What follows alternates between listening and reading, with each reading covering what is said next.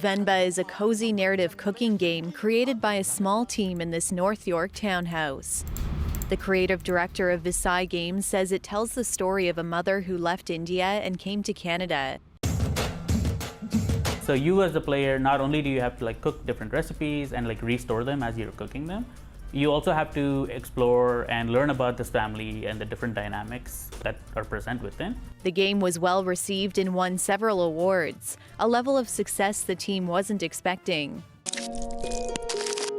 But recently, when fans highlighted a very similar looking game called Sofra, it didn't sit well with the team. I was pretty amused because the assets I saw in the game were pretty one-to-one, and they were lifted and in my eyes, they were kind of sanitized. Part of me was also a little petty about it because sometimes, for the most part, Venba has been really celebrated. But there are some members who are like, oh, this game sounds cool, but I wish it was not about Indian food. Global Advertising Network, the company behind Sofra, said the game was created by 3 teens through a program the company runs, and that it was inspired by Venba, but denies that they did anything illegal. They told me, yeah, we watched similar titles. We compared different titles, and Venba we find pretty cozy and like it, but story, they didn't emotional about the story and so on, and so they say it will go different way. We take some inspiration, I believe, from Venba, but from all other games too. We don't accept any claims of steal or copy of their games, of stolen assets. All the games fully developed from our team. Experts say this issue in the gaming industry stems back decades, and that game concepts, mechanics, and art styles don't have strong legal protection.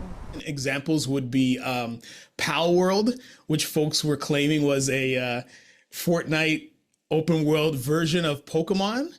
And there were some resolutions there in court about the capturing mechanic of pocket monsters.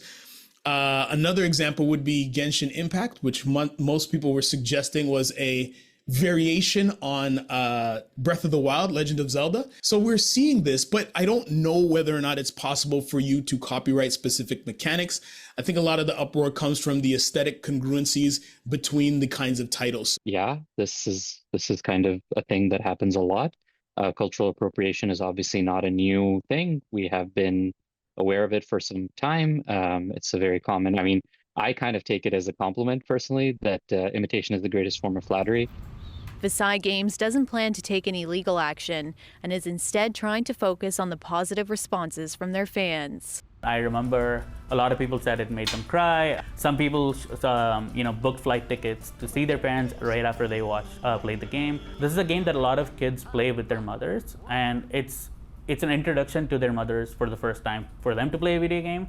I don't think I can be happier with how the game's done, and I'm really grateful for that. Talia, Ricci, CBC News, Toronto.